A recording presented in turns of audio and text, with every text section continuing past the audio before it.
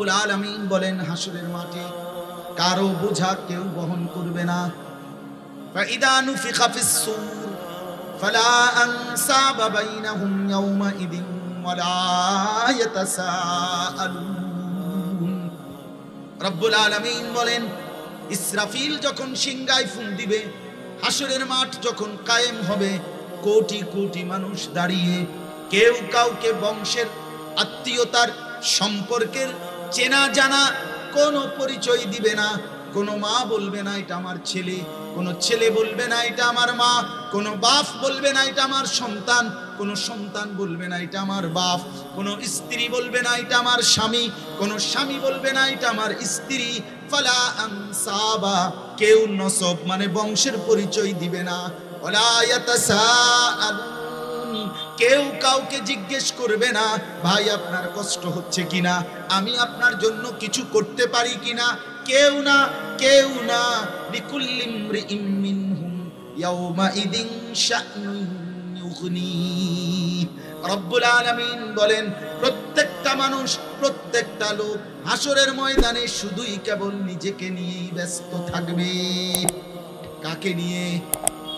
নিজে। ইয়া রব্বি নাফসি নাফসি, ইয়া রব্বি নাফসি নাফসি। আদম বলবে, মুসা বলবে, ঈসা বলবে, নূহ বলবে, ইব্রাহিম বলবে, ইসমাইল বলবে, ইউসুফ বলবে, ইয়াকুব বলবে, মুসা বলবে, হারুন বলবে, সুলাইমান বলবে, দাউদ বলবে, আবু বকর বলবে, ওমর বলবে, উসমান বলবে, আলী বলবে, আব্দুল কাদের জিলানি বলবে, জুনায়েদ বাগদাদি বলবে, হাসান বসরি বলবে, ইমামে আজম বলবে, শাফিঈ বলবে, মালিক বলবে, আহমদ ইবনে হাম্বল বলবে, সমস্ত বান্দা বলবে ইয়া রব্বি নাফসি নাফসি নাফসি নাফসি। আল্লাহ আমাকে বাঁচা, আমাকে বাঁচা, আমাকে বাঁচা। জিবরাইলের মতো ফেরেশতা বলবে ইয়া রব্বি সাল্লিম সাল্লিম, আল্লাহ আমাকে নিরাপদ রাখেন, আমাকে নিরাপদ, আমাকে নিরাপদ।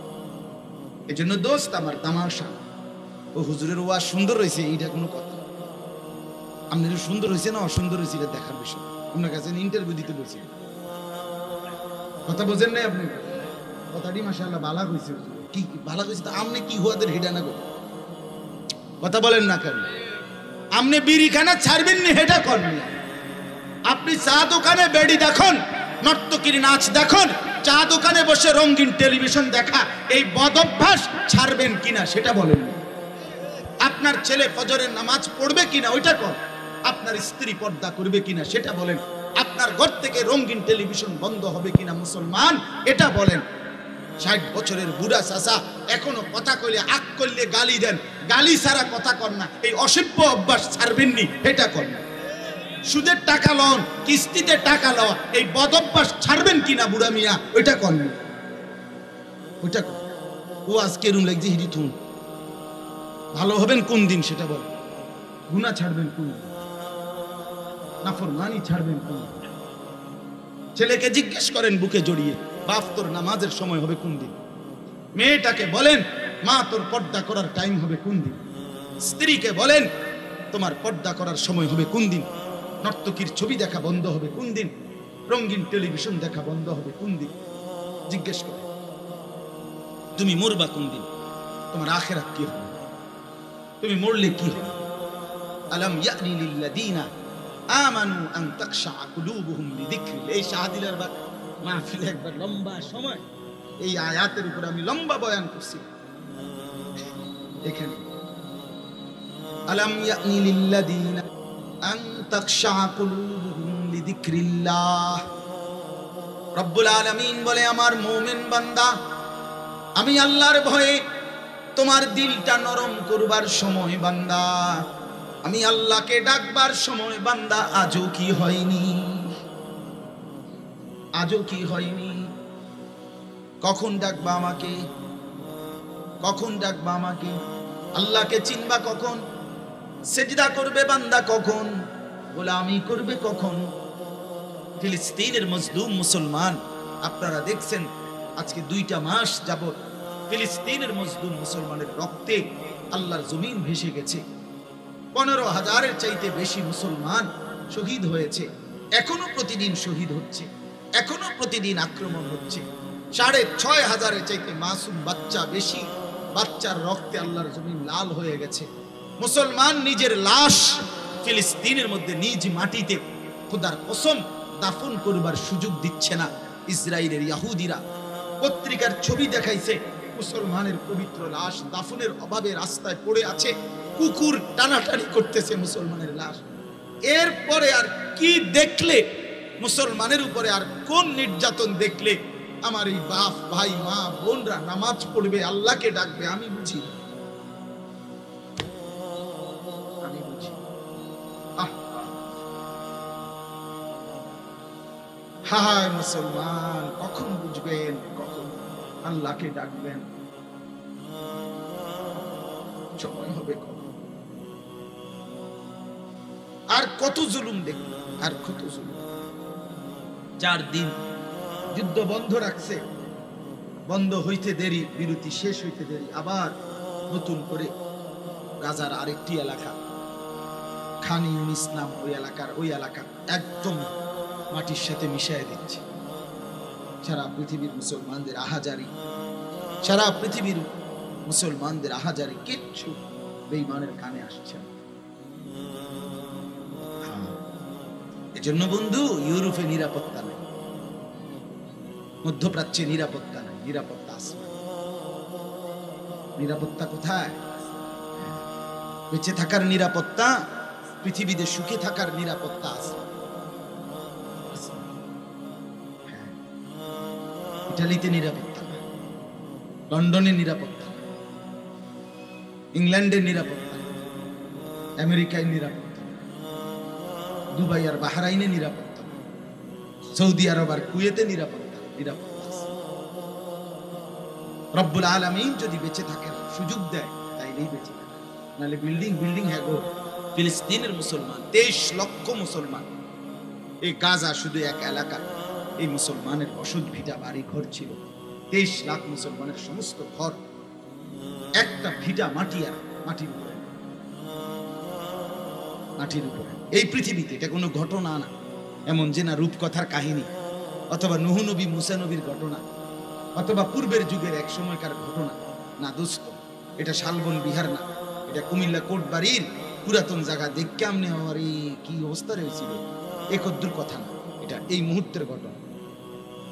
ঠিক কিনা বলেন না কেন? এটা কি জাদুঘর? এটা গল্প শোনাচ্ছি আমরা, আপনারা দেখছেন না প্রতিদিন?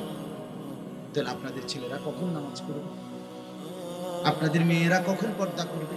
আল্লাহকে কখন রাজি করবেন? সুদের ব্যবসা কখন ছাড়বেন?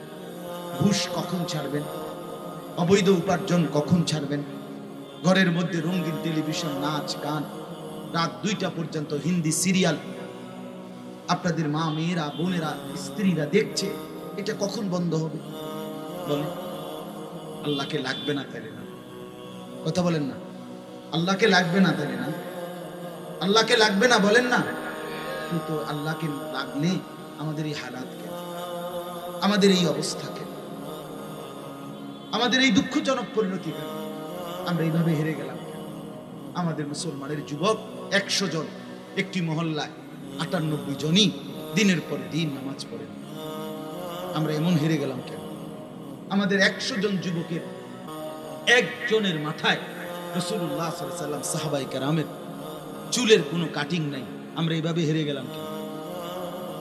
আমাদের 100 জন যুবক, তার মধ্যে 100 জনই 99 জনই দিন রাত শুধু মোবাইলের উপরেই পড়ে আছে, জিন্দেগি ওয়াকফ করে দিয়েছে এই বড় মোবাইলকে। নাচে গানা, ছবি, অস্থির দৃশ্য, সারা দিন সারা রাত সিনা ব্যভিচার, এটাই মানে হাঁটতে হাঁটতে, উঠতে উঠতে, বসতে বসতে, চলতে চলতে, ফিরতে ফিরতে, খানা খাদ্য পেশাব পায়খানা, রাত দিন সারা দিন মোবাইল। আমারে বানাইছে মোবাইল টিপার জন্য, মোবাইলকে বানাইছে আমার জন্য। খালাস, আমি আর মোবাইল এই দুইটাই জিনিস। পৃথিবীতে বেঁচে থাকার সার্থকতা মোবাইল। আসছি পৃথিবীতে মোবাইল টিপতে, মোবাইল টিপা শেষ হইলে যেন আমি কবরে চলে যাই। এই হাল, এটা রসিকতা করে বলতেছি, এর মাসুল দিতে হবে, এর খেসারত, এর পরিণতি আমাদেরকে ভোগ করতেই হবে। মনে রেখে এর মাসুল দিতেই হবে আমাদের। আমি অনুরোধ করছি আপনাদের কাছে, আমরা প্রত্যেকেই, আমি আমার শায়েখের এতগুলো কথা আমার হযরতের এই কথাগুলোর আমিও সংক্ষিপ্ত ব্যাখ্যা করলাম। আমি আবারও বললাম একই কথা। আল্লাহ তাআলা আমাদেরকে বুঝ দান করে, আল্লাহ তাআলা আমাদেরকে বুঝ দান করে। আমাদের যায় না, আপনারা কোথাও গিয়ে নামাজ পাবেন না, নামাজ এখানেই হবে। আমরা সবাই একসাথেই নামাজ পড়ব ইনশাআল্লাহ। এবার আমি যে আয়াতগুলো পড়ছি সেই আয়াতগুলোর তরজমা শুনেন, এরপর ইনশাআল্লাহ বয়ান শেষ হইলেই আজান হবে, যথারীতি এখানেই নামাজ। ওই দেখেন, ওই ছেলে দেখেন, এবার মেইন সাধন হইল মোবাইলে ছবি উঠেন। চেহারার কোনো হদিস নাই, চুলেরও কোনো হদিস নাই, মোবাইল আছে কিনা এটা হলো দেখার বিষয়। হুজুররা কি বলে এটা আমার দেখা, আমার দরকার হলো মোবাইলে উঠছে না। পৃথিবীর যা পাই শুধু মোবাইলে উঠে, যা শুধু সারা পৃথিবী। এখনকার যুবকদের চেষ্টা হলো 18,000 মাখলুকাতের সাথে আমার যেন একটা ছবি থাকে। আমি আর কুকুর, আমি আর শুকর, আমি আর বান্দর, আমি আর বিড়াল, আমি আর কিজ গরু, আমি আর ছাগল। দেখেন দেশবাসী, কমেন্টস করে জানান কেমন লাগতেছে। বুঝেন? এই হলো হিসাব, সবার হিসাব। শুধু মানে যা পাবে সামনে তার ছবি, তার সাথে নিজের ছবি। আল্লাহ আমাদেরকে বুঝতাম। আমার ভাই, কোরআনুল কারীমের 27 নম্বর পারা, 51 নম্বর সূরা, সূরাটার নাম আয-যারিয়াত। এই সূরার 5টি আয়াত আমি আপনাদের সামনে তেলাওয়াত করেছি। এই অল্প সময় এই 5টি আয়াতকে সামনে রেখেই তরজমা শুনাইতে চাই। আল্লাহ তাআলা ইরশাদ করছেন সূরা আয-যারিয়াত 51 নম্বর সূরা 47 নম্বর আয়াত থেকে আমি পড়ছি। 47, 48, 49, 50, 51 এই মোট 5টা আয়াত আমি আপনাদের সামনে তেলাওয়াত করছি। মূলত এই আয়াতের শুরুতে তাফসীরের মধ্যে আছে, এখানে আল্লাহ তাআলা আল্লাহর তাওহীদের, আল্লাহর একত্ববাদের 3টা উদাহরণ আল্লাহ তাআলা প্রথম পেশ করেছেন। একটা জিনিস ছোট্ট কথায় বুঝবেন সবাই, সেটা হলো 7 আসমানের উপর থেকে 7 তবক জমিনের নিচ পর্যন্ত এই কায়নাত, এই সৃষ্টি জগতে যা কিছু আছে, আমি বুঝি বা না বুঝি, আমি দেখি বা না দেখি, আমরা জানি বা না জানি, সব কিছু টিকে আছে একটি কথার উপরে, একটি জিনিসের উপর। সেই জিনিসটার নাম হলো লা ইলাহা ইল্লাল্লাহ। এই কথাটি, এই কালেমার উপর, এই তাওহীদের উপর, যে আল্লাহ ছাড়া আর কোনো ইলাহ নাই, শুধুই একজন। শুধুই কয়জন? 7 আসমানের উপরে শুধু কয়জন? 7 তবক জমিনের নিচে শুধু কয়জন? এই সব কিছু পরিচালনার ক্ষেত্রে শুধু কয়জন? একজন। তাওহীদ, এটাকে সংক্ষেপে বলে লা ইলাহা ইল্লাল্লাহ, এটাকে সংক্ষেপে বলে তাওহীদ। কি বলে কোন? তাওহীদ মানে একত্ববাদ, শুধুই আল্লাহ, শুধুই আল্লাহ, শুধুই আল্লাহ।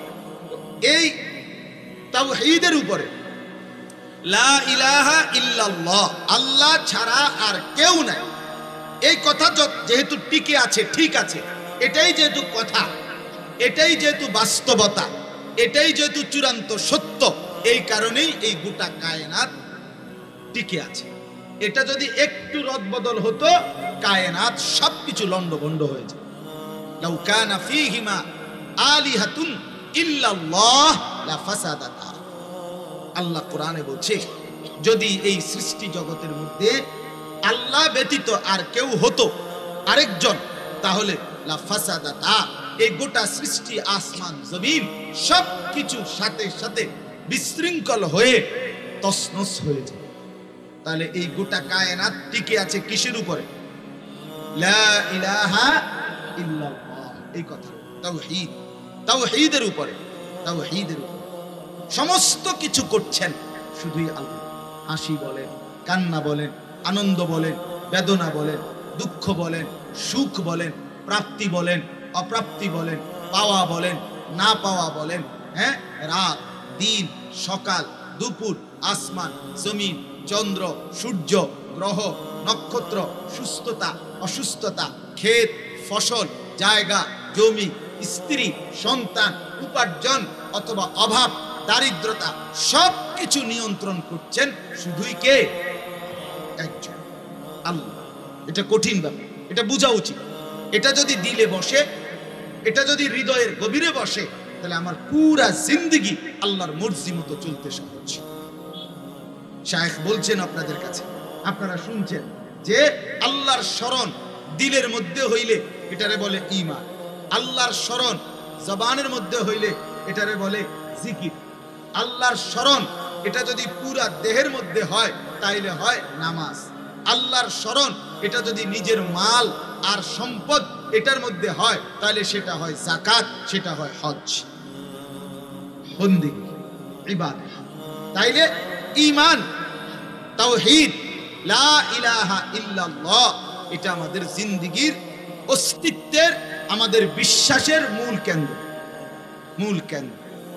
কেউ সুন্দর, কেউ কালো, কেউ খাটো, কেউ লম্বা, কেউ সুস্থ, কেউ অসুস্থ, কেউ ধনী, কেউ গরিব, কেউ হাসতেছে, কেউ কাঁদতেছে, কখনো রাত, কখনো দিন, কখনো আলো, কখনো অন্ধকার। এই আসমান, এই জমিন, এই চন্দ্র, এই সূর্য, সবকিছু নিয়ন্ত্রণ করছেন শুধুই একজন, আল্লাহ। শুধুই আল্লাহ। কোরআনুল কারীমের মধ্যে আয়াত আপনি শুনেন, আল্লাহ বলছেন আম্মান ইউজিবুল মুত্তাররা ইযা দাআ। আল্লাহ বলে, বান্দা শুনো তো, আমার একটু জবাব দাও।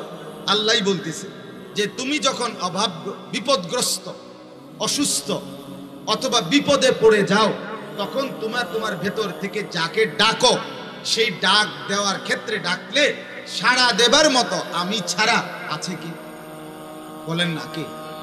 আমরা যখন বিপদে পড়ি, আমরা যখন অসুস্থ হয়ে পড়ি, আমরা যখন অসহায় হয়ে পড়ি, তো সেই অবস্থায় যাকে আমরা ডাকি, সেই ডাকে সাড়া দেওয়ার, যাকে ডাকছি তিনি আল্লাহ ছাড়া আর কে আছে কি? আর কেউ? বলেন না, আর কেউ নেই।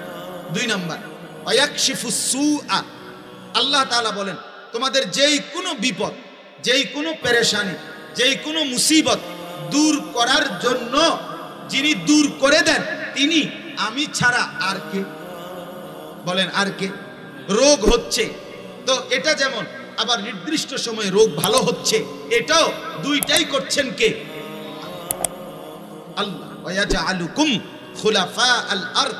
আল্লাহ তাআলা বলেন তোমাদেরকে জমিনের উপরে বসবাসের উপযোগী, অর্থাৎ এই জমিনের মধ্যে মাথার উপরে আসমান দিয়া, পায়ের নিচে জমিন দিয়া, মাথার উপরে সূর্য দিয়ে, কখনো চন্দ্র দিয়ে, কখনো রাত দিয়ে, কখনো দিন দিয়ে, কখনো আলো দিয়ে, কখনো অন্ধকার দিয়ে, কখনো রৌদ্র দিয়ে, কখনো বৃষ্টি দিয়ে তোমাদেরকে বসবাসের উপযোগী হিসাবে বানিয়ে রাখছি, পরিচালনা করছি। এটা যে করছে সেটা আমি ছাড়া কে? আর কেউ আছে কি? বলেন। ইলাহুম মা'আল্লাহ। আল্লাহ আবারও বলছে, বলো তো আমি আল্লাহর সাথে এই কাজগুলোর সময়ে, এই কাজগুলোর ক্ষেত্রে আমি আল্লাহর সাথে আর কেউ আছে কি? নাই। কালিলাম মা তাযাক্কারুন। তবুও তো বান্দা উপদেশ গ্রহণ করছো কম।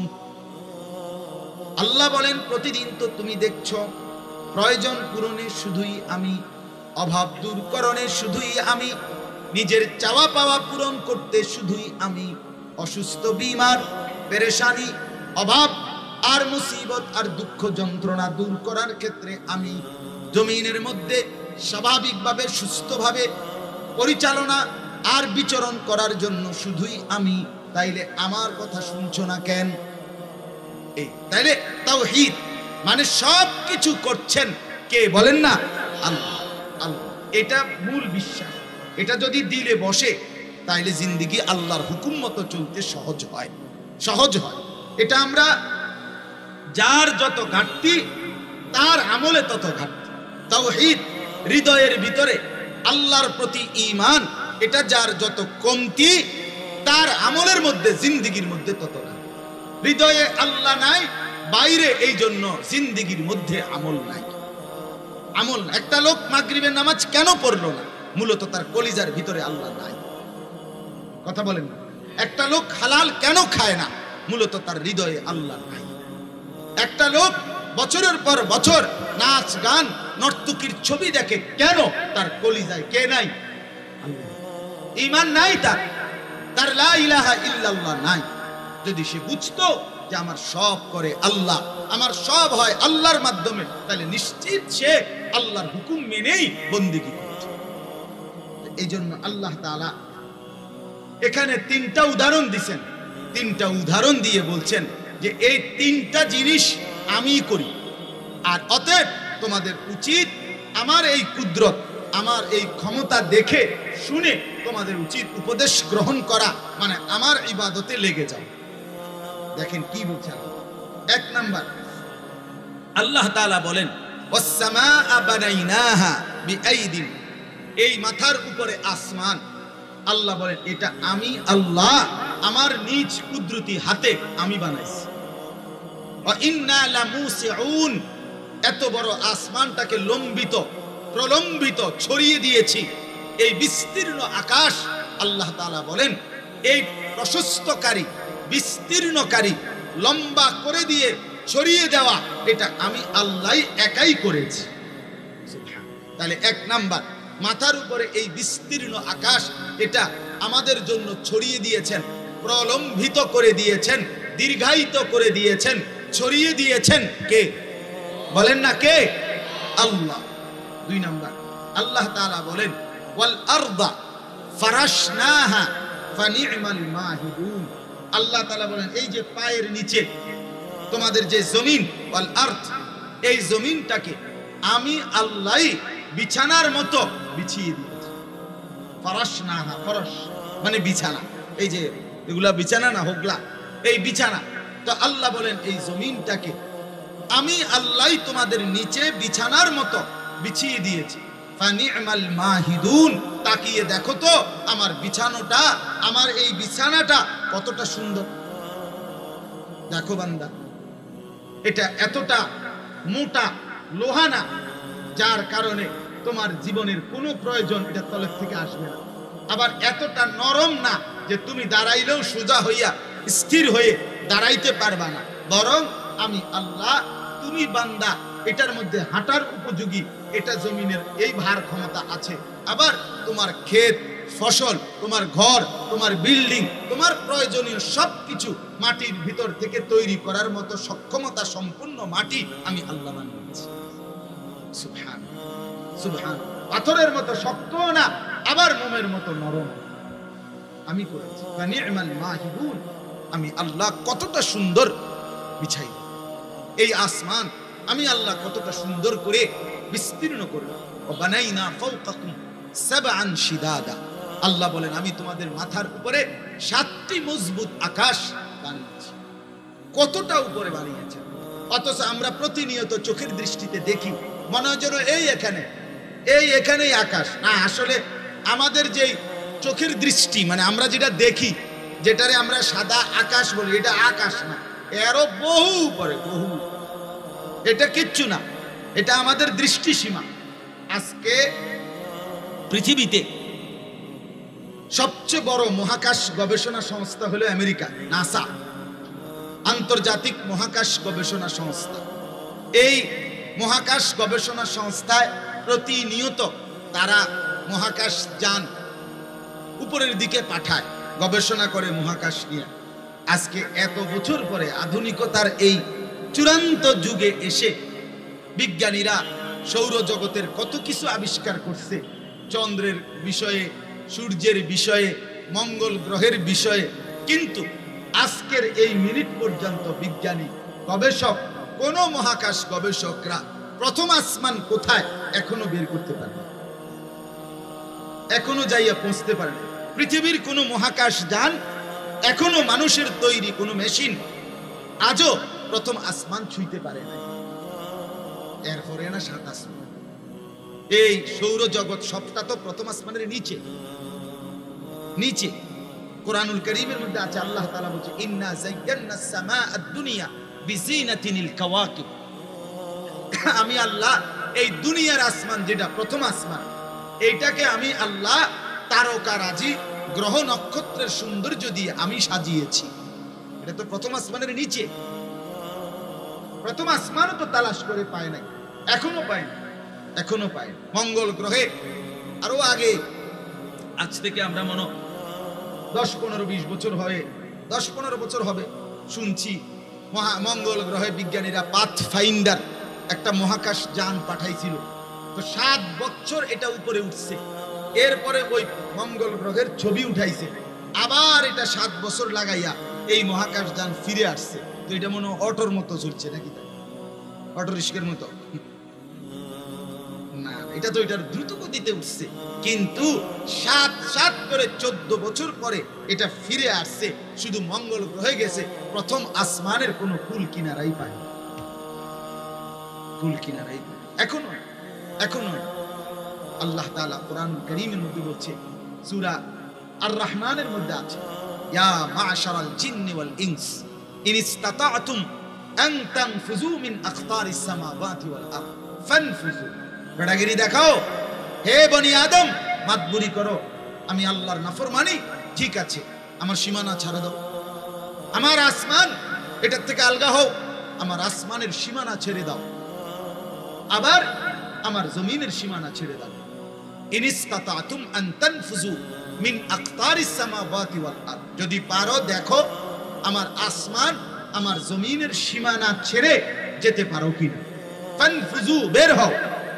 আল্লাহ আবার সাথে সাথে বলছে, লা তানফুযুনা ইল্লা বিসুলতান, আমি আল্লাহ শক্তি না দিলে তোমাদের কারো বাফের ক্ষমতা নাই আমার আসমানের সীমানা পার হবা, আমার জমিনের সীমানা।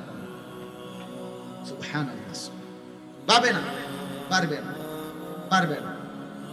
রাসূলুল্লাহ সাল্লাল্লাহু আলাইহি সাল্লামকে আল্লাহ তাআলা সেই ক্ষমতা দিয়েছেন, ফলে নবী সাল্লাল্লাহু আলাইহি সাল্লাম আসমানের সীমানা পার করে আরশে আজিমে মেরাজের রাতে রব্বে কারীমের কাছে পৌঁছেছে। তাহলে এটা আল্লাহর ক্ষমতা, আল্লাহ দিবেন ক্ষমতা। এই জন্য আল্লাহ তাআলা বলেন, ওয়াস সামাআ বানাইনাহা বিআইদিন ওয়া ইন্না লামুসিউন, এই বিস্তীর্ণ আকাশ আমার কুদরতি হাতে আমি বানিয়েছি এবং এটাকে দীর্ঘায়িত প্রলম্বিত আমি করেছি বান্দা, এটা তোমার ক্ষমতায়, তোমার ক্ষমতায়। এই আসমানের 1 সেকেন্ড 1 মিনিট যদি না থাকে, তোমার আমার অস্তিত্বের 1 ফোঁটা থাকবে? কথা বলেন না, আমাদের বেঁচে থাকার কোনো সুযোগ থাকবে আসমান ছাড়া? আমরা কেন মাতবরি করি, কেন মাতবরি করি? অথচ কোরআনুল কারীমে আল্লাহ তাআলা সরাসরি বলছে যে বান্দা, যেই আসমান আমি বানিয়েছি, যেই আসমান আমি প্রলম্বিত করেছি, যেই আসমান আমি বিস্তীর্ণ করে ছড়িয়ে দিয়েছি, আমি আল্লাহ কসম করে বলছি বান্দা, সেই আসমান আমি ভেঙে ফেলব। ইদাস সামাউন শাক্কাত, ইদাস সামাউন ফাতারাত, বারবার আছে, ইসরাফিল ফু দিবে আর আমি আল্লাহ আসমান ভেঙে চুরচুর করে ফেলে দেব, জমি কাচের মতো ভাঙতে থাকবে। ইদাস সামাউন ফাতারাত, আসমান ভেঙে ভেঙে পড়বে, চুরচুর হয়ে পড়বে। ইদাল কাওয়াকিবুন তাসারাত, তারকারাজি খসে খসে পড়বে কোটি কোটি। আমার শায়েখ আল্লামা মুফতি মুশতাকুর নবী কাসিম হুজুর একদিন বলছিলেন, এই উদাহরণ দিতে গিয়ে, যে মনে করেন এই মাহফিলের এরকম প্যান্ডেলরে দেখাইয়া করছিলেন যে এই যে লাইট এগুলো এদিক দিয়ে চলতেছে, এখানে ওইখানে, এই মনে করেন একটু কল্পনা করেন তো 1টা মিনিট যে আমরা সবাই বসা এখানে, যে যেমনে আছি বসে আছি, তো হঠাৎ করে এই লাইটগুলো দুটা দুটা করে ঠাস ঠাস করে লাইটগুলো ফাটতে শুরু করছে, ফাইটা ফাইটা পড়তেছে আর কি হঠাৎ। আচ্ছা মনে করেন তখন এই বসা মানুষগুলো কি পরিমাণ দৌড়টা দিব? বক্তা কই, শ্রোতা কই, ক্যামেরাম্যানের স্ট্যান্ড কই, হরন কই, আর এসে দিয়ে ফিটি টানবে না, আগে বাচ্চালো, ঠিক কিনা বলেন না কেন? আরে আরো বক্তা আছে, আরে আরো বক্তা, জান লইয়া টানাটানি আছে, বক্তা লইয়া রাহো তোমার আরো বক্তা, ঠিক কিনা বলেন না? এই লাইট গুলো ভেঙে গেলে আমাদের হালাত হয়ে যাবে কি পরিমাণ নাজুক। তো কোটি কোটি কোটি কোটি তারকারাজি যখন খুশে খুশে পড়বে, মাথার উপরে এই বিস্তীর্ণ আকাশটা ভেঙে ভেঙে পড়বে, তখন হালাত কি হবে?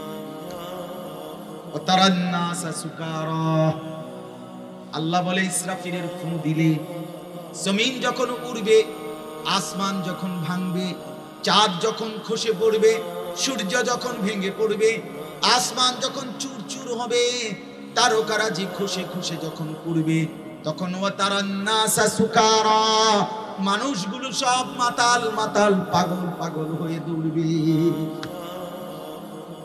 একজন আরেকজনকে জিজ্ঞেস করবে, আইনাল মাফার, আইনাল মাফার, বন্ধু বলো না পালাবো কোথায়? কোরআনে আছে পালাবো কোথায়, আশ্রয় নেব কোথায়? আল্লাহ বলেন কাল্লা লা ওয়াজার, না না বান্দা, আজ আর কোথাও আশ্রয় মিলবে না। ইলা রাব্বিকা ইয়াউমা ইদিনিল মুস্তাকার, আজ শুধুই কেবল তোমার রব আল্লাহর কাছেই আশ্রয় মিলবে। কার কাছে? আল্লাহর কাছে। তাহলে ওয়াসসামাআ বানাইনাহা বিআইদিন ওয়া ইন্না লামুসিউন, আল্লাহ বলে এটা আমার কুদরত বান্দা, এটা আমি করেছি। এই আসমান আছে বলে, আকাশ আছে বলেই রোদ উঠে, দিনের আলো উঠে, রাতের অন্ধকার হয়, সূর্য উঠে, চন্দ্র উঠে, গ্রহ নক্ষত্র আছে, চাঁদ তারকারাজি চলছে। তাহলে এই আসমানের কারণে, তাহলে এত উপকারী যেই আসমান সেটা আমি বানিয়েছি, তাহলে আমাকে ভুলছো কেন? এরপরে বল আরদা ফারাশনাহা ফানি'মাল মাহিদুন, কল্পনা করেন এই জমিন, এই আমরা এখানে বসে আছি এই মাটির উপরে, আল্লাহ তাআলা এই জমিনকে তার স্বাভাবিক এই অবস্থার উপরে রেখেছেন বলেই আমরা এখন বসা আছি।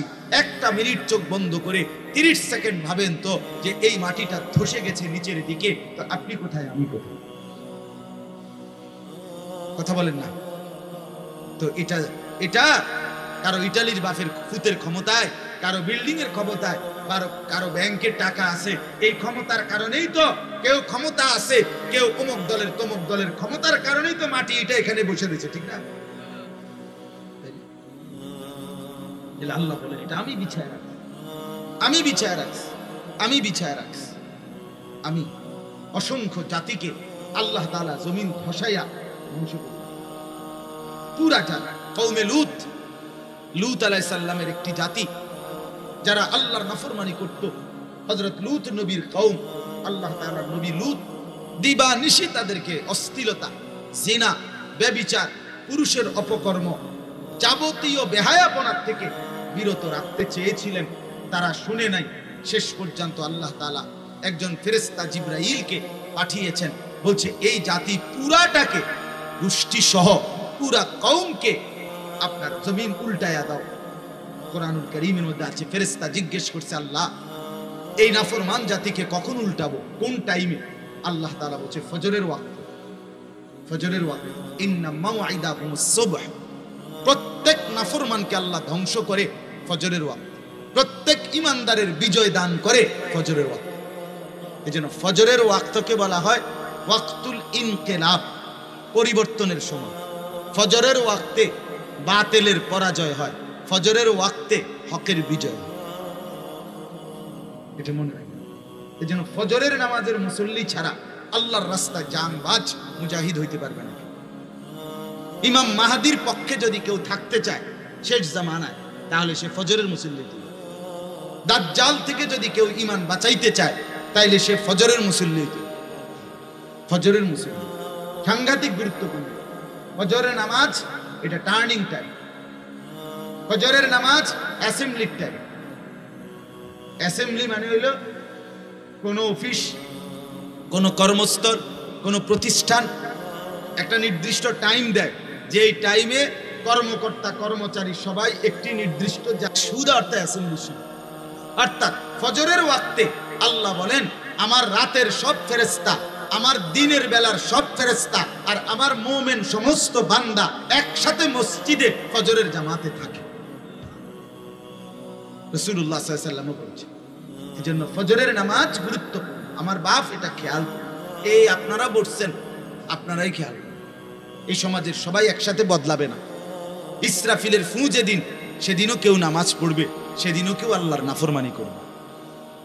কথা বলেন না কেন? ইসরাফিলের ফু চলছে, সেদিনও কেউ বাটফারি সিটারি করব, সেদিনও কেউ আল্লাহর তাসবিহ করবে। এই লই এই দুনিয়া, এই নিয়েই দুনিয়া। ভালো আর মন্দ, হ্যাঁ, সৎ আর অসৎ, ন্যায় আর অন্যায়, হক আর বাতিল, জালেম আর অনুগত, এই নিয়েই দুনিয়া।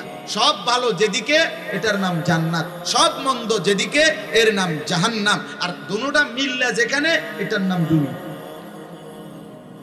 কথা বুঝছেন? 10 জনের যেই গতি আমারও এই গতি, এই সমস্ত ফালতু কথা বললেও তো গ্যারাম চুক্তি চলছে এমনি, আর আমি একজন, আর কি করুন, আপনি একজনই বাঁচতে হবে। কথা বলেন না, আপনি একাই বাঁচতে হবে। তাহলে বল আরদা ফারাশনাহা ফানি'মাল মাহিদুন। আল্লাহ তাআলা বলেন, বান্দা আমি এই জমিন বিছাইছি। আজকে মনে করেন এই জমিন থেকে আমাদের সারা জিন্দেগীর সমস্ত উৎপন্নজাত দ্রব্য, আমাদের খাদ্য ফসল, আমাদের খাবারের সমস্ত চাহিদা এই জমিন থেকে মিটতেছে, আল্লাহ তাআলা করছেন। তাহলে এই জমিন আমাদের কি পরিমাণ উপকারী, কি পরিমাণ প্রয়োজনীয়, তাহলে সেটা আল্লাহ ব্যবস্থা করছে। আল্লাহর নাফরমানি কেন করব? আল্লাহ বলছে, বলো কেন? আন্না সাবাবনাল মাআ সাব্বা। ও ভাই, ওই ওই বাইরে গিয়া গল্প করো, বাইরে দাও। ওই সাদা গেঞ্জি, বাইরে যায় গপ মারো, যাও, সাবধান।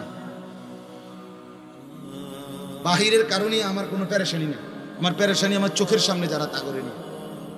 গাফেল আমি পছন্দ, প্রয়োজনীয় সমস্ত শস্য, উদ্ভিদ, গাছ পালা, এগুলো আমি জমিনের তলদেশ থেকে উৎপন্ন করেছি।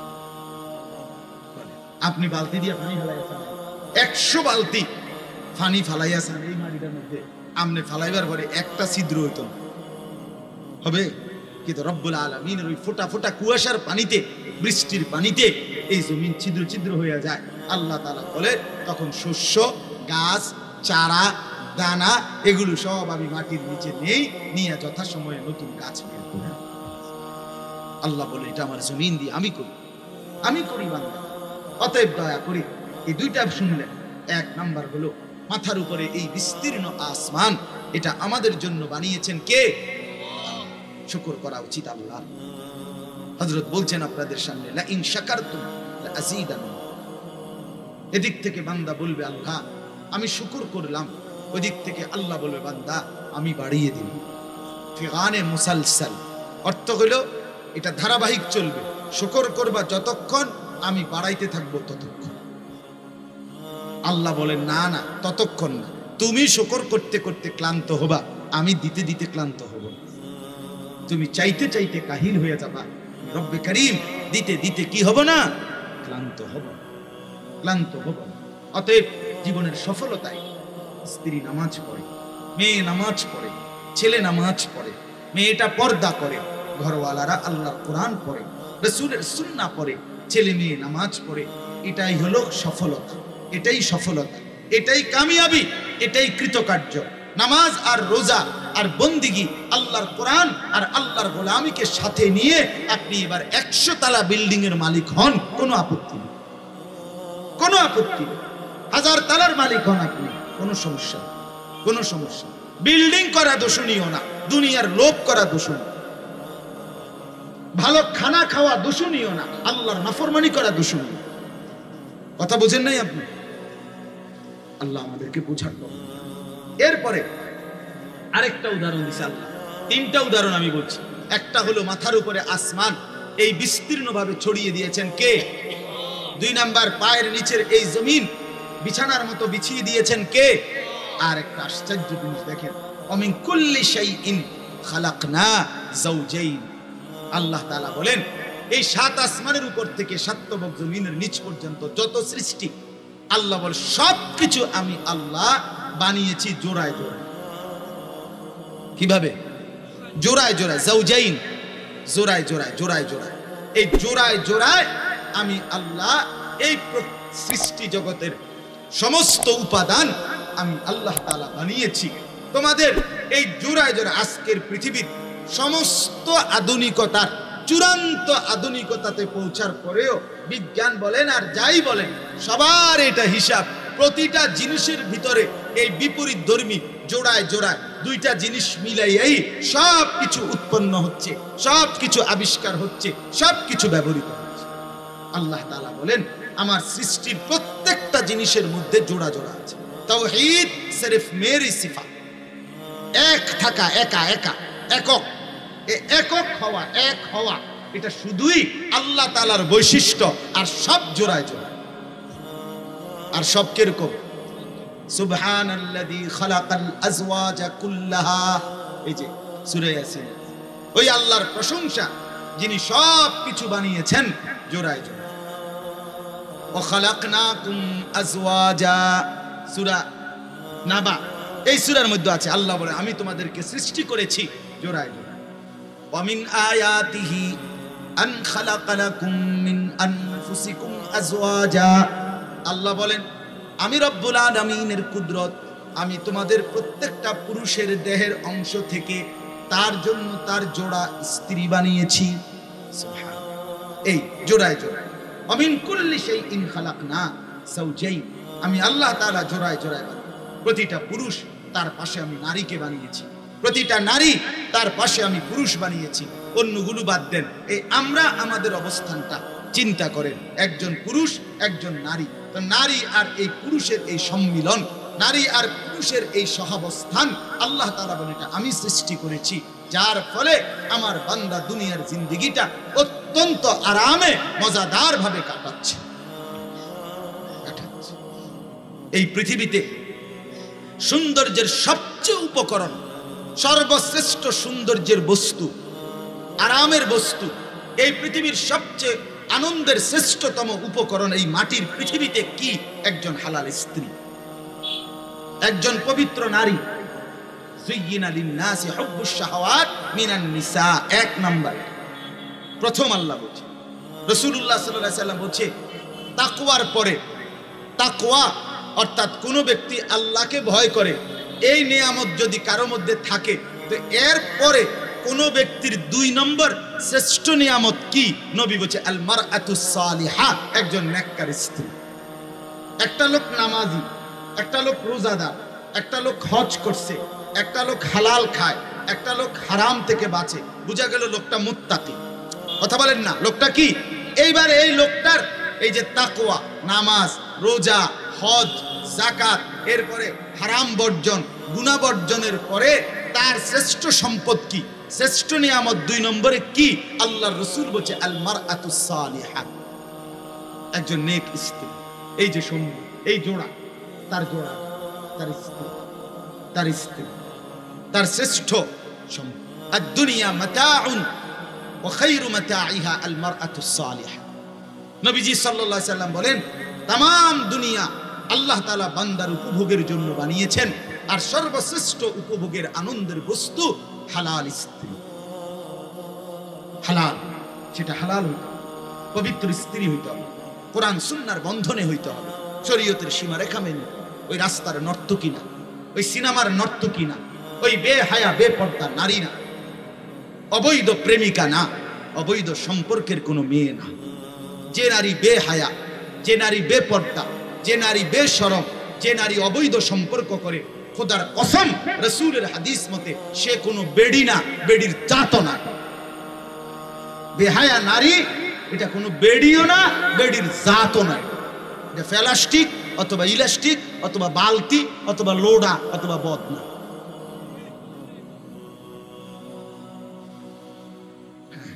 রাসূল বলছেন আল মারআতু আওরা, নারী বলে কাকে? নবী বলছে এক শব্দ, নারী বলে কাকে? পাউডার মাখে যে, নাকি ফেয়ার এন্ড লাভলি ডলে যে, রাস্তা রাস্তায় টোটো করে হাঁটে যে, রাসূল বলছে আওরাতুন, নারী বলে তাকে ঢেকে থাকে যে, নারী বলে তাকে আড়ালে থাকে যে, নারী বলে তাকে গোপন থাকে যে, নারী বলে তাকে লুকিয়ে থাকে যে। খোদার কসম এটাই বলে না। অতএব বেপর্দা নারী নারী না, বেহায়া নারী নারী না, বেশরম নারী নারী না। বলে তো হেবুড়ি গীতা, হেবুড়ি ডাক্তার দেয়া, হেবুড়ি গীতা আমার কি দরকার?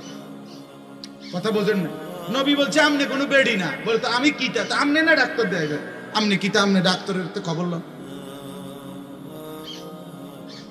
এই জন্য আল্লাহ তাআলা এটা নিয়ামত দিয়েছে। রাসূলুল্লাহ সাল্লাল্লাহু আলাইহি ওয়াসাল্লাম বলছেন হাদিসের মধ্যে আছে, নবীজি বলছে আরবাউন মিনাস সাআদা, এটা দারুণ হাদিস শুনেন। নবীজি বলছে 4টি জিনিস কোন মানুষের দুনিয়ার জীবনে সৌভাগ্য, 4টা জিনিস যদি থাকে কারো। 1 নাম্বার আল মারআতুস সালিহা, একজন নেককার স্ত্রী। 2 নাম্বার আল জারুস সালিহ, একজন নেককার প্রতিবেশী, একজন নেককার প্রতিবেশী।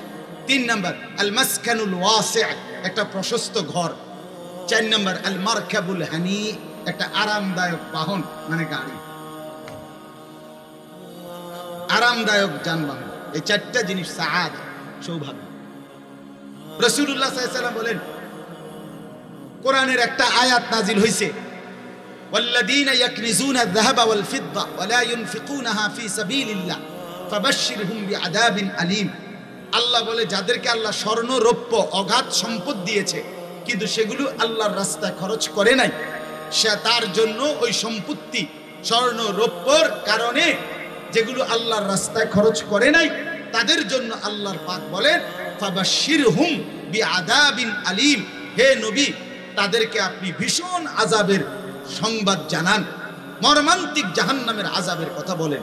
তো সাহাবীরা জিজ্ঞেস, হাদিসে আমরা পড়ছি, এই আয়াত যখন নাযিল হয়েছে তখন নবীজি সফরে, মানে কোনো জায়গার মধ্যে যাইতেছিলেন, তো যানবাহনের মধ্যে, অর্থাৎ হয় ঘোড়ার পিঠে, নয় উটের পিঠে, নয় গাধার পিঠে, সাথে কিছু সাহাবী আছে। এই সময় এই আয়াত এটা নাযিল হয়েছে। তো এক সাহাবী বলতেছে, ইয়া রাসূলুল্লাহ, এই আয়াত দ্বারা তো বোঝা গেল ধন সম্পদ জমানো এটা খুব বেশি কোনো সুখের বিষয় না, কারণ ঠিক মতো যদি আল্লাহর রাস্তা খরচ তা করি তাহলে ফিডা তো কোনো মাটি ফুটতে হবে। ফাবাশশিরহুম বিআযাবিন আলীম বলছে আল্লাহ।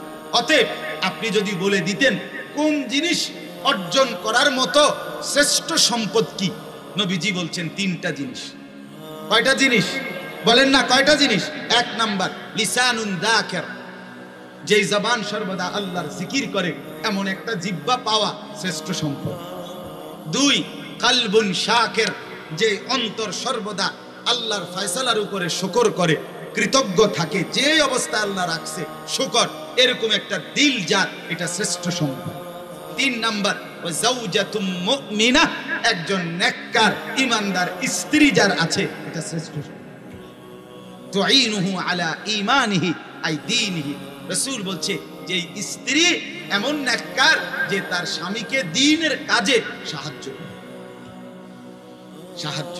স্বামীকে সাজিয়ে দেয় দ্বীনের জন্য, স্বামীকে গুছায়া দেয়, উৎসাহিত করে দেয় দ্বীনের কাছে, দ্বীনের।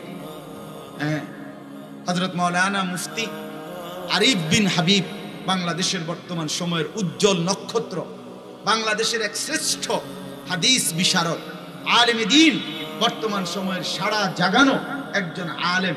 ওনার একটা বই বেরিয়েছে, মিম্বরের আমানত, বইটির নাম 3 খণ্ডে। এটার প্রথম খণ্ডে এই হাদিস সব আছে। আমি এই গত 3-4 দিন ধরে ফোর্সি বইয়ে বইয়ে গাড়ি এড়ি, এখন আমি ওর একজন নেককার। তাহলে ওয়ামিন কুল্লি শাইইন খালাকনা যাওজাইনি, আল্লাহ বলেন আমি সব সৃষ্টি বানিয়েছি, সবকিছু জোড়ায় জোড়ায় জোড়ায় জোড়ায়। তাহলে আমরা পুরুষ, আমাদের স্ত্রী আমাদের শ্রেষ্ঠ সম্পদ, আমাদের শ্রেষ্ঠ সম্পদ, আল্লাহর কুদরত, আল্লাহর দয়া। অতএব স্বামী আর স্ত্রী মিলে নেককার হওয়া, এটা আমাদের জীবনের বড় অর্জন। আসমান আমাদের মাথার উপরে, এটা দেখে আল্লাহকে চিনা, জমিন আমার পায়ের নিচে, এটা দেখে আল্লাহকে চিনা, আমার স্ত্রীকে আল্লাহর নিয়ামত, এটা দেখে আল্লাহকে চিনা, মিলে মিশে আল্লাহর গোলামি আর বন্দেগীর মধ্যে গড়ে তোলা, এটাই হলো আমাদের জীবনের লাভ, আমাদের জীবনের কামিয়াবি। আল্লাহ বলেন, এইবার 3টা জিনিস আমি কেন দিলাম বান্দা, মাথার উপরে আসমান কেন দিলাম, পায়ের নিচে জমিন কেন দিলাম, তোমাদের জন্য তোমাদের জোড়া স্ত্রী তোমাদের জন্য কেন বানাইলাম, লাআল্লাকুম তাযাক্কারুন, যেন তোমরা সকলেই উপদেশ গ্রহণ করতে পারো, নসিহত গ্রহণ করতে পারো, আমার গোলামি করতে পারো, আমাকে চিনতে পারো। এত বড় নিয়ামত যিনি দিয়েছেন, আমি তার ইবাদত করব না তো কার করব? মানুষ এত অকৃতজ্ঞ কেমনে হয় বাপ? একটা বন খাওয়াইছে, একদিন 1 কাপ চা খাওয়াইছে, 1 সপ্তাহ পরে তারে দেখলো, তে ডাক দিলে শর্মে হইলো, তার কথা মতো কদ্দুর তার লগে লগে যায়। একটা যদি আরেকজনে কই তুই তার লগে গেছ, গেলাম নয় রে ভাই, কিন্তু এই গত রবিবার হেতে আমার একটা বন খাওয়াইছে, 1 কাপ চা, একটা চোখ শরমতা আছে, একটা বন আর কিতা, কিন্তু এরপরও তো বন। তো তাহলে একটা বনের জন্য 1 কাপ চা খাওয়ানোর জন্য আপনি লোকটার কৃতজ্ঞতা আদায় করলেন। এত বড় আসমান, এত বড় জমিন, এত পবিত্র সহধর্মিনী স্ত্রী আল্লাহ তাআলা দান করার পরেও আপনি আমি যদি আল্লাহর শুকর আদায় না করি, আল্লাহর গোলামি আদায় না করি, আল্লাহর বন্দেগী না করি, আমার চাইতে অকৃতজ্ঞ, আমার চাইতে গাদ্দার, আমার মতো নাফরমান, আমার মতো জন্তু জানোয়ার আর কে হইতে। সর্বশেষ কথা হইল, আল্লাহ তাআলা বলেন, অতএব বান্দা যদি এটা বুঝে থাকো যে আসমান আমি বানিয়েছি, জমিন আমি বানিয়েছি, বিছিয়েছি, তোমাদের জন্য তোমাদের জোড়া আমি বানিয়েছি, তাহলে উপদেশ যদি নিয়ে থাকো, ফাফিরু ইলাল্লাহ, তোমরা সবাই শয়তানের কুমন্ত্রণা, নফসের ধোঁকা, নিজেদের নাফরমানির রাস্তা ছেড়ে, তওবা করে, গুনাহ ছেড়ে, ফাফিরু, দৌড়াইয়া ছুটে আমি আল্লাহর দিকে ফিরে আসো। ফাফিরু ইলাল্লাহ, খুব দ্রুত আসো। আগামী সপ্তাহের লেগে বসে থাকো, আগামী বছরের লেগে বইয়া থাকো, আগামী বছর না, আগামী সপ্তাহ না, আগামী রিটায়ার্ডের পরে না, আগামী 1 বছর পরে না, আজই, এখন। ফাফিরু, দৌড় দাও, দৌড় দাও আল্লাহর দিকে। ইলাল্লাহ, কি মায়া করে আল্লাহ বলছে, নবীকে বলতে কইছে এটা। বন্ধু, এরা বুঝুনি জিগান, আসমান যে আমি বানাইছি এরা বুঝেনি, জমিন যে আমি বানাইছি এরা বুঝেনি, স্ত্রী যে আমি বানিয়েছি এরা বুঝছেনি।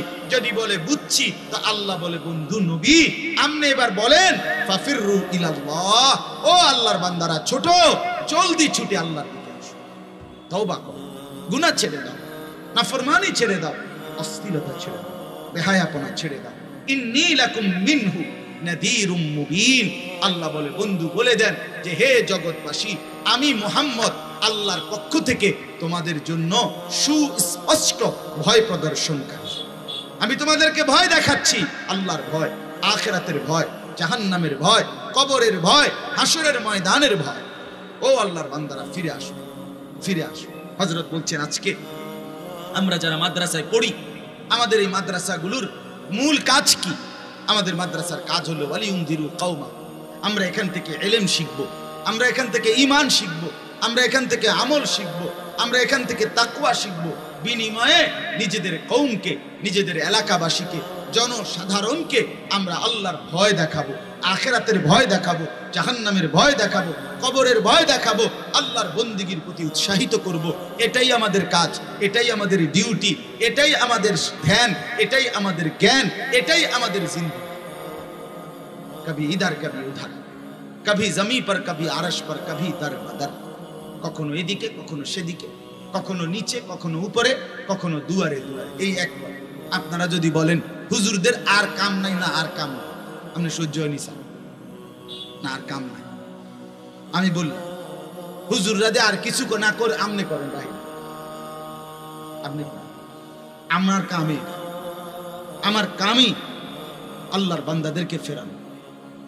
ওলামায়ে কেরামের কাজই এটা, ইমাম সাহেবদের কাজই এটা। এজন্য যেই সমস্ত দুনিয়া লুভিরা আধুনিকতার নাম দিয়ে আপনাদেরকে বুঝায় মাদ্রাসায় পড়লে কি হবে, কোরআন সুন্নাহ পড়লে কি হবে, এরা করছেটা কি, এরা শিখছেটা কি, এরা পৃথিবীর উন্নয়নে অবদান করছে কি? আরে ভাইয়া, যন্ত্রপাতি, মেশিনারি, মেকানিজম, বিভিন্ন কিছু তো অনেক মানুষ বানাচ্ছে। এক ভারতীয় উপমহাদেশের বিশ্ববিখ্যাত বুজুর্গ সৈয়দ আবুল হাসান আলী আন-নদভী ইউরোপে দাঁড়িয়ে ইউরোপ আমেরিকার ইহুদি খ্রিস্টানদেরকে একদিন সরাসরি বলছিলেন, হে ইউরোপবাসী, তোমরা তো পাখির মতো বিমান দিয়ে আকাশে উঠতে পারো, তোমরা তো মাছের মতো জাহাজ দিয়ে তোমরা পানির মধ্যে ভাসতে পারো, কিন্তু 2 পাও দিয়ে মানুষের মতো তো জমিনে হাঁটতে পারো না। পাখির মতো উঠতে না পারো, মাছের মতো ভাসতে না পারো, কিন্তু মানুষের মতো হাঁটতে তো পারো। আমি আমার নিজ কানে ইউরোপ থেকে, এই আমাদের কুমিল্লা ভিক্টোরিয়া বিশ্ববিদ্যালয় কলেজ মসজিদে দাওয়াত ও তাবলীগের জামাত আসছিল আরো আগে, আমেরিকান জামাত। আমি নিজ কানে শুনছি উনাদের বয়ান।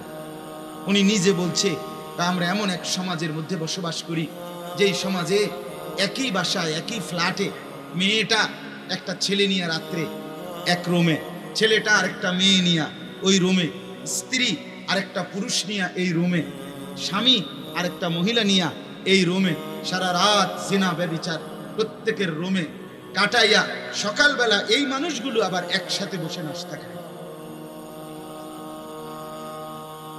একসাথে কথা বলে। তিনি বলছেন এই সমাজ হলো ইউরোপের সমাজ।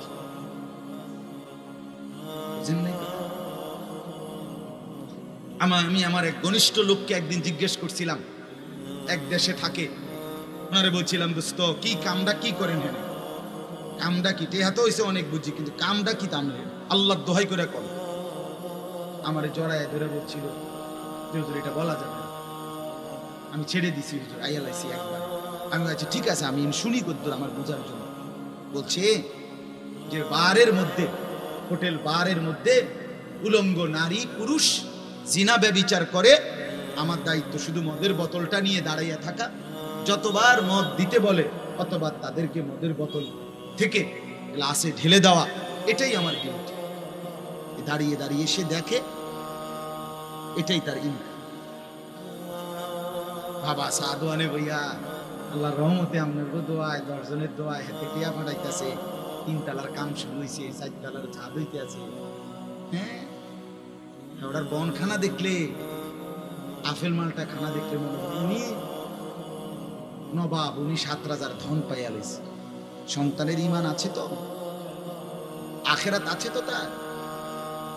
বাংলাদেশে এক জেলায় আমি মাহফিলে গেছি, ওই জেলার সরাসরি ওই অঞ্চলের মানুষ বলছে হুজুর আমাদের এইখানে হালাত হলো এই, ইউরোপের একটা ভিসার জন্য আপন বোন, আপন ভাইকে, আপন রক্তের ভাই বোন বাংলাদেশ থেকে অবৈধভাবে স্বামী স্ত্রীর কাবিন কইরা এরপরে জমা দিয়া, এরপরে কি ভিসা লাগাইছে, এরপরে ওই অঞ্চলের নাগরিকত্ব কার্ড। এইভাবে চলতেছে কয়েকটা দুইটা। আপন ভাই, টাকা এত দরকার হয়ে গেল, টাকা এত দরকার হয়ে গেল, তাই বলে মোটেই ঈমান থাকবে না। আখেরাত বলতে কিচ্ছু নাই, আল্লাহ বলতে কিচ্ছু নাই। বন্ধুরা আমার, বাবারা আমার, আপনাদেরকে বললাম ফাফিররু ইলাল্লাহ, আল্লাহর দিকে ফিরে আসে, আল্লাহর দিকে ফিরে আসে, আল্লাহর দিকে ফিরে আসে। নামাজে অভ্যস্ত হও, হালাল উপার্জনে অভ্যস্ত। জীবনের সফলতা এটা। স্ত্রী সন্তানকে নামাজি রেখে যাও, স্ত্রী সন্তানকে চরিত্রবান রেখে যাও, খোদার কসম এটা কাম্য, নাই তো কোনো লাভ। আখেরাতেও তো নাই, দুনিয়াতেও আপনার নাম থাকবে। কত বেড়াইতে কত মানুষ জি পুত্রে টাকা পয়সা বাড়ি গাড়ি করে দিয়ে গেছে, বিদেশ পাঠাইয়া গেছে, সুদে ঘুষে কিস্তিতে সিটারি বাটপারি মিল্লা করে দিয়ে গেছে, মরিয়া গেছে। প্রথম 2 বছর বা 3 বছর মানুষ খাওয়াইছে, এই দাওয়াত সওয়াত দিয়া টিয়া 4-5 বছরের মাথা তার কি বাপ দিয়ে কিও তোর আব্বা লাগে আর দোয়া টোয়া খাও করাইলাম হইলে যে কটা দিন ধরে মনে হয় এত ঝামেলায় আছি, বিশ্বাস করেন না, এর মানে ধোকা শেষ, সব শেষ। দুনিয়ার ধোকা, দুনিয়া কি ধোকা, দুনিয়া ধোকা, দুনিয়া তামাশা। ওয়াল বাকিয়াতুস সালিহাত, আল্লাহ বলছে বান্দা শুধু সেজদা, গোলামি, বন্দিগি, আল্লাহর ইবাদত, এগুলোই শুধু বাকি, এগুলো স্থায়ী, এগুলো জান্নাতে পৌঁছাবে। সর্বশেষ কথা হলো আল্লাহ আবারও বলছে ওয়ালা তাজআলু মা'আল্লাহি ইলাহান আখার ইন্নী লাকুম মিনহু নাযীরুম মুবিন। আল্লাহ বলছেন নবী আবার বলেন, আবার বলেন। এটাই একমাত্র জায়গা কোরআনে যেখানে পর পর 2 আয়াতে নবীজি একইবার একই কথা 2 বার বলছে যে হে আমার উম্মত, হে আমার আল্লাহর বান্দারা, আমি তোমাদের জন্য আল্লাহর পক্ষ থেকে সুস্পষ্ট ভয় প্রদর্শনকারী আমি মুহাম্মদ। এই কথাটা 2 বার একই কথা। আল্লাহ বলছে বন্ধু বলেন যে ও আল্লাহর বান্দারা, তোমরা আল্লাহর সাথে কাউকে ডেকো না, আল্লাহর সাথে কাউকে শরীক করো না, আল্লাহর সাথে শিরিক করো না, তওবা করো, ফিরে আসো আল্লাহর দিকে, ডাকো শুধু আল্লাহকে, চাও শুধু আল্লাহর কাছে, চাওয়া পাওয়া সব কিছু নাও আল্লাহর কাছ থেকে, সেজদা করো আল্লাহকে, গোলামি করো আল্লাহর, দিতে থাকো আল্লাহ থেকে। ওয়ালা তাজালু মা'আল্লাহি ইলাহান আখার, তোমরা আল্লাহর সাথে আর কাউকে ডেকো না, শিরিক করো না, আল্লাহকে বাদ দিও না বান্দা। নবী বলেন ইন্নী লাকুম মিনহু নাযীরুম মুবিন, আমি মুহাম্মদ, আমি কিন্তু আল্লাহর পক্ষ থেকে তোমাদেরকে সুস্পষ্ট ভয় প্রদর্শনকারী। আল্লাহর নবী বলেন উম্মত, বারবার 23টা বছর আমি দিবানিশি তোমাদেরকে আল্লাহর ভয় দেখাইছি, তোমাদেরকে জাহান্নামের ভয় দেখিয়েছি, তোমাদেরকে আমি আল্লাহর পক্ষ থেকে আল্লাহর এলান, আল্লাহর কথাগুলো বারবার পৌঁছে দিয়েছি। দিয়েছে কিনা বলেন, বলেন না দিয়েছে কিনা বলেন।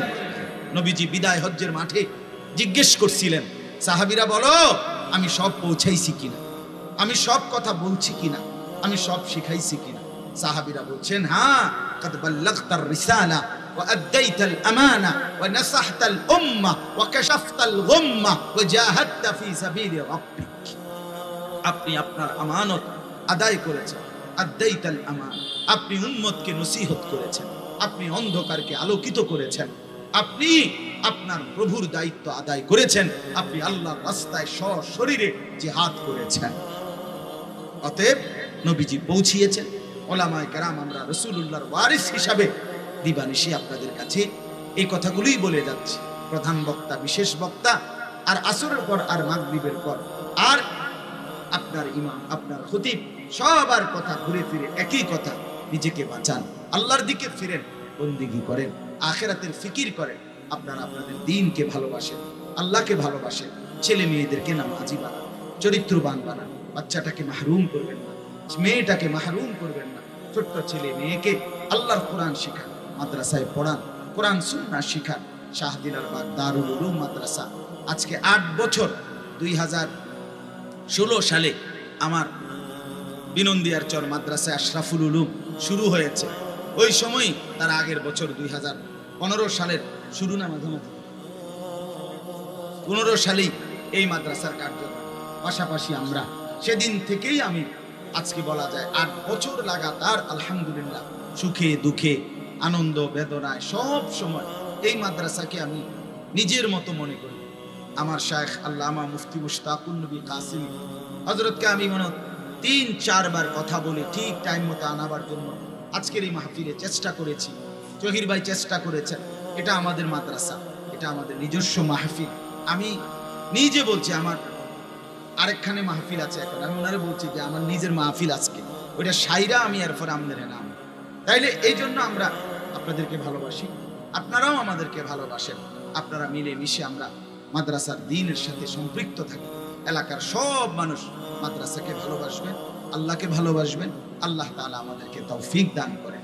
প্রতি মাসের দ্বিতীয় শনিবার